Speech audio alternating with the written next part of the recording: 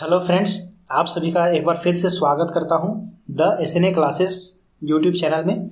दोस्तों, आज की इस वीडियो में हम साइंस के 20 मोस्ट इंपॉर्टेंट क्वेश्चंस को डिस्कस करने वाले हैं जो आपके आने वाले आरआरबी, एनटीपीसी या किसी भी कॉम्पिटिटिव एग्जामिनेशन के लिए इंपॉर्टेंट होंगे। तो दोस्तों, वीडियो को अंत तक जरूर देखिएगा। तो चलिए स्टार्ट करते हैं। आज का हमारा पहला प्रश्न है दोस्तों कि किसने सापेक्षता का सिद्धांत दिया था। दोस्तों, इससे पहले मैं आपको बता दूं कि अगर आपको किसी भी प्रश्न का आंसर आता हो तो उसका आंसर आप कमेंट बॉक्स में मुझे बताया करें। तो इसका सही आंसर हो जाएगा दोस्तों ऑप्शन बी, यानी कि अल्बर्ट आइंस्टीन। अल्बर्ट आइंस्टीन जो एक वैज्ञानिक थे, इन्होंने सापेक्षता का सिद्धांत दिया था। ठीक है दोस्तों, साथ ही इन्होंने एक ऊर्जा का समीकरण भी दिया था, जो समीकरण था E = mc², जहां पर E से एनर्जी यानी कि ऊर्जा है, दूसरा M है मास और C है प्रकाशीय गति। ठीक है दोस्तों, ये बहुत ही इंपॉर्टेंट इक्वेशन है, तो आप इसे याद रखेंगे। दोस्तों, कई बार पूछा जाता है कि परमाणु सिद्धांत के खोजकर्ता कौन है या फिर परमाणु सिद्धांत को किसने दिया था।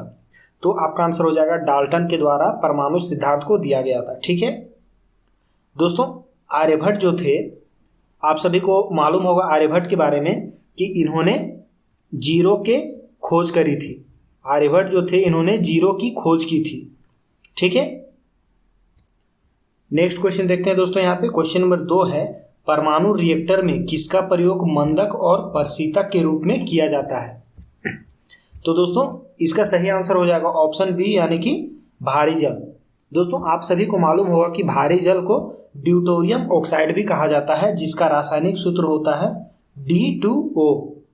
ठीक है दोस्तों, अगर हम यहाँ पे कार्बन की बात करें तो कार्बन को C से डिनोट किया जाता है।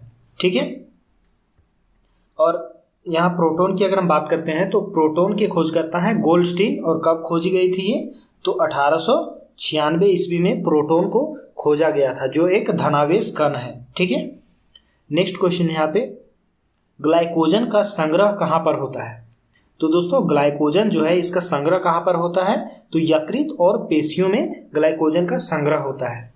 ठीक है दोस्तों, आप सभी को मालूम होगा कि यकृत जो है हमारे शरीर के अंदर का सबसे बड़ा अंग होता है, यकृत, जिसे इंग्लिश में लीवर भी कहते हैं। ठीक है, लेकिन दोस्तों अगर आपसे पूछा जाता है कि हमारे शरीर के बाहर का सबसे बड़ा अंग कौन सा है, तब आपका आंसर हो जाएगा त्वचा। ठीक है, ये सब दोस्तों बेसिक से पॉइंट है, ये सब आपको याद रखने हैं। नेक्स्ट ऑप्शन यहाँ पे प्लीहा। तो दोस्तों, प्लीहा को तिल्ली भी कहा जाता है और इसे मानव शरीर का रक्त बैंक भी कहते हैं। ठीक है, नेक्स्ट क्वेश्चन यहाँ पे, चोट लगने पर किसकी उपस्थिति के कारण रक्त जमता है। दोस्तों, अगर किसी को चोट लग जाता है तो कुछ देर रक्त बहने के बाद वह जम जाता है। तो आपको बताना कि वह जो जम जाता है रक्त, वह किसकी उपस्थिति की वजह से होता है। तो यह फाइब्रोनोजेन जो एक प्रोटीन है, इसकी उपस्थिति की वजह से चोट लगने के बाद कुछ देर में रक्त जम जाता है। लेकिन दोस्तों, ये तो प्रोटीन था। अगर आपसे पूछा जाता है कि विटामिन कौन सा है जो रक्त का थक्का बनाने में मदद करता है, तब आपका आंसर हो जाएगा विटामिन के, जिसका रासायनिक नाम होता है फिलोक्विनोन। ठीक है दोस्तों, आपको विटामिन का चैप्टर मिल जाएगा, आप मेरे चैनल में सर्च करके देख सकते हैं। ये तो था विटामिन। अगर आपसे पूछा जाता है कि एंजाइम कौन सा है जो रक्त का थक्का बनाने में सहायक होता है, तब आपका आंसर हो जाएगा थ्रोम्बिन। ठीक है दोस्तों, एक प्रश्न आपसे ये भी पूछा जाता है कि हमारे शरीर के अंदर का जो रक्त होता है वह नहीं जमता है, तो वह किसकी उपस्थिति की वजह से शरीर के अंदर का रक्त नहीं जमता है, तो वो होता है हेरिपन। हेरिपन या हेपरिन, कहीं अलग अलग नाम आपको इस तरह के देखने को मिलते हैं। ठीक है, नेक्स्ट क्वेश्चन है यहाँ पे, इनमें से मलेरिया रोग का प्रमुख कारक क्या है। दोस्तों, आपको 4 ऑप्शंस दिए गए हैं, आपको बताना है कि इनमें से कोई मलेरिया रोग का प्रमुख जो कारक है वह क्या है। तो इसका सही आंसर हो जाएगा प्लाज्मोडियम। प्लाज्मोडियम जो है ये मलेरिया रोग का कारक होता है, यानी कि इसी की वजह से मलेरिया रोग होता है। दोस्तों, प्लाज्मोडियम जो है ये एक प्रोटोजोआ परजीवी होता है। ठीक है, और इसका वाहक क्या होता है, तो मादा एनाफ्लीज मच्छर। मलेरिया रोग अगर किसी को होता है तो मादा एनाफ्लीज मच्छर की वजह से होता है। ठीक है, नेक्स्ट क्वेश्चन यहाँ पे, हमारे शरीर में इंसुलिन का निर्माण कहाँ पर होता है। तो दोस्तों हमारे शरीर में इंसुलिन का निर्माण कहाँ पे होता है? अग्नाशय में होता है, जैसा कि आप सभी को मालूम है। दोस्तों आपको मालूम है कि इंसुलिन की खोज किसने करी थी? तो फ्रेडरिक बेंटिक के द्वारा इंसुलिन की खोज की गई थी। ठीक है, कई बार आपसे पूछा जाता है कि इंसुलिन की कमी से कौन सा रोग होता है? तो मधुमेह जो है इंसुलिन की कमी से होने वाला रोग है, इसका इंग्लिश नाम डायबिटीज है, तो आप इसमें कंफ्यूज नहीं होइएगा। दोस्तों अब हम बात करते हैं पिट्यूटरी ग्रंथि की। तो आप सभी को मालूम होगा कि पिट्यूटरी ग्रंथि जो है ये हमारे मस्तिष्क में पाया जाने वाला एक ग्रंथि है, जिसे मास्टर ग्रंथि के नाम से भी जाना जाता है। इसे पीयूष ग्रंथि भी कहते हैं। ठीक है दोस्तों, इसका वजन जो है 0.5 ग्राम होता है, जो एक मटर के दाने के समान होता है। ठीक है दोस्तों, अभी मैंने आपको यकृत के बारे में बताया कि ये हमारे शरीर के अंदर का सबसे बड़ा अंग होता है, यकृत। नेक्स्ट क्वेश्चन यहाँ पे, गाय के दूध का रंग पीला होता है। दोस्तों आपको बताना है कि गाय के दूध का रंग जो हल्का पीलापन दिखाई पड़ता है वह किसकी उपस्थिति की वजह से होता है? तो प्रोटीन, जो कैरोटीन प्रोटीन है उसकी उपस्थिति की वजह से हमें गाय का दूध जो है पीला हल्का दिखाई पड़ता है। ठीक है, लेकिन दोस्तों आपको भैंस का दूध जो है वह सफेद दिखाई पड़ेगा।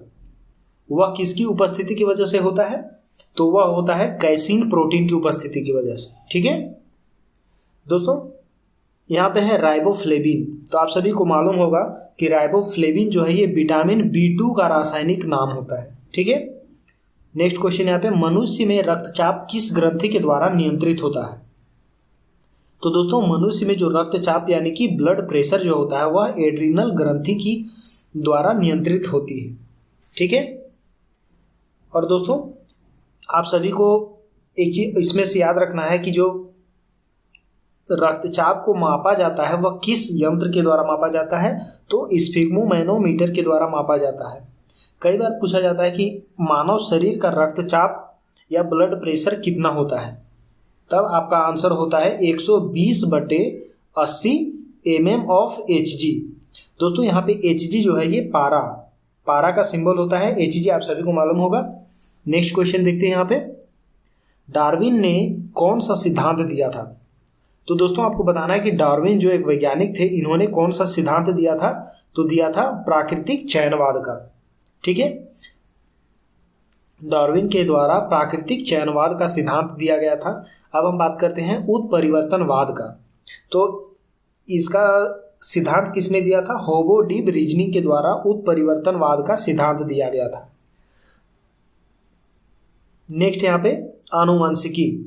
तो आनुवंशिकी जो है इसका सिद्धांत किसने दिया था? ग्रेगर जॉन मेंडल ने। दोस्तों साथ ही आपको इसमें से एक बात और याद रखना है कि ग्रेगर जॉन मेंडल जो वैज्ञानिक थे, इन्हें आनुवंशिकी के पिता के नाम से भी जाना जाता है। ठीक है, नेक्स्ट क्वेश्चन है यहाँ पे, जीवों तथा वातावरण का अध्ययन क्या कहलाता है?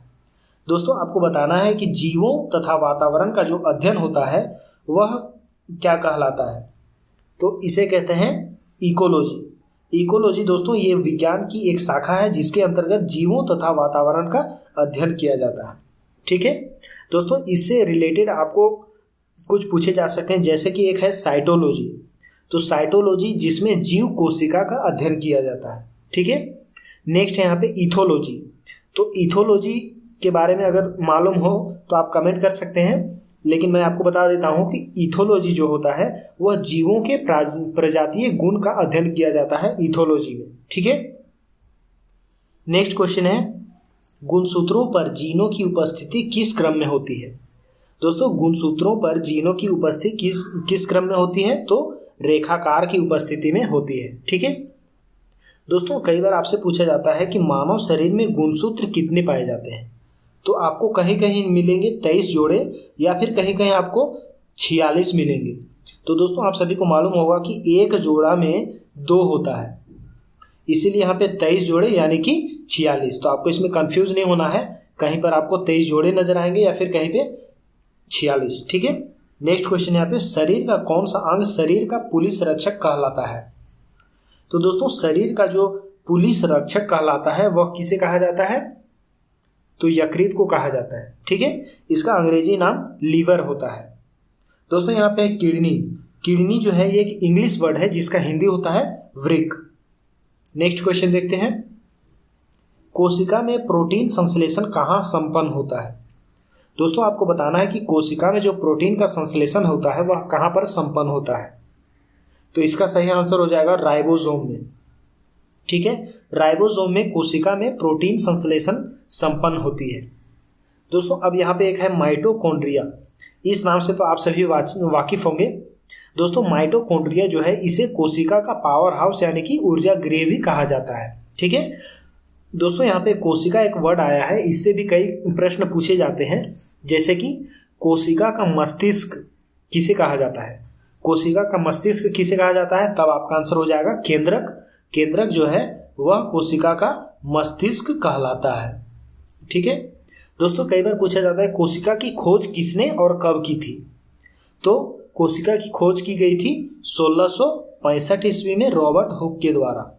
अगर आपसे केंद्रक के बारे में पूछा जाए कि केंद्रक की खोज किसने की थी, तब आपका आंसर हो जाएगा रॉबर्ट ब्राउन। दोस्तों मैं आपको जितने भी एक्स्ट्रा फैक्ट बता रहा हूं वो आप हो सके तो अपने नोटबुक में नोट करते जाएं ताकि आपको आसानी हो बाद में याद करने में। ठीक है, नेक्स्ट क्वेश्चन यहाँ पे, इनमें से किसमें वास्तविक केंद्रक नहीं पाया जाता है? तो दोस्तों आपको बताना है इन चार ऑप्शंस में से कौन सा ऐसा ऑप्शन है जिसमें वास्तविक केंद्रक नहीं पाया जाता है। तो इसका सही आंसर ऑप्शन डी हो जाएगा, यानी कि जीवाणु।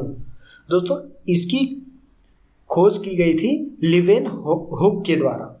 ठीक है, यह एक कोशिकीय जीव होता है। आप सभी को मालूम होगा कि जीवाणु जो है यह एक कोशिकीय जीव होता है। दोस्तों कवक जो है, ये कवक, इसका अध्ययन किया जाता है विज्ञान की शाखा माइकोलॉजी में। ठीक है, और फाइकोलॉजी एक शाखा होती है जिसमें शैवालों का अध्ययन किया जाता है। नेक्स्ट क्वेश्चन देखते हैं यहाँ पे, जीवन की उत्पत्ति पुस्तक किसने लिखी थी? दोस्तों जीवन की जो उत्पत्ति वाली पुस्तक थी वह किसके द्वारा लिखी गई थी? तो ओपेरिन के द्वारा, जो एक वैज्ञानिक थे, इन्होंने जीवन की उत्पत्ति नामक पुस्तक को लिखी थी। दोस्तों आपको इसमें क्या देखने को मिलेगा कि जीवन की उत्पत्ति जो पुस्तक है इसमें जीवन की उत्पत्ति को विस्तार से बताया गया है। ठीक है, नेक्स्ट क्वेश्चन देखते हैं, हमारे शरीर में अधिकतम ऊर्जा किस पदार्थ के रूप में संचय होता है? तो दोस्तों हमारे शरीर में जो ऊर्जा होती है वह किस प्रकार में संचय होता है यानी स्टोर होता है? तो वह वसा के रूप में स्टोर होता है। और दोस्तों कई बार आपसे पूछा जाता है कि वसा का उत्तम स्रोत कौन सा है? तो तेल जिससे हमें वसा मिलती है। ठीक है दोस्तों, यहाँ पे है विटामिन। तो विटामिन की खोज किसके द्वारा की गई थी? तो फंग के द्वारा विटामिन की खोज करी गई थी।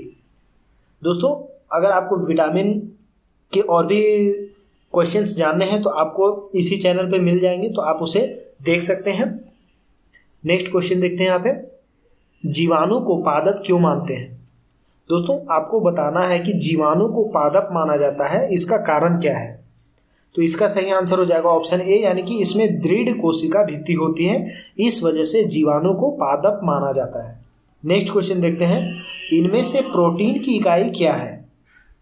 तो दोस्तों इनमें से प्रोटीन की इकाई क्या है? तो एमिनो एसिड।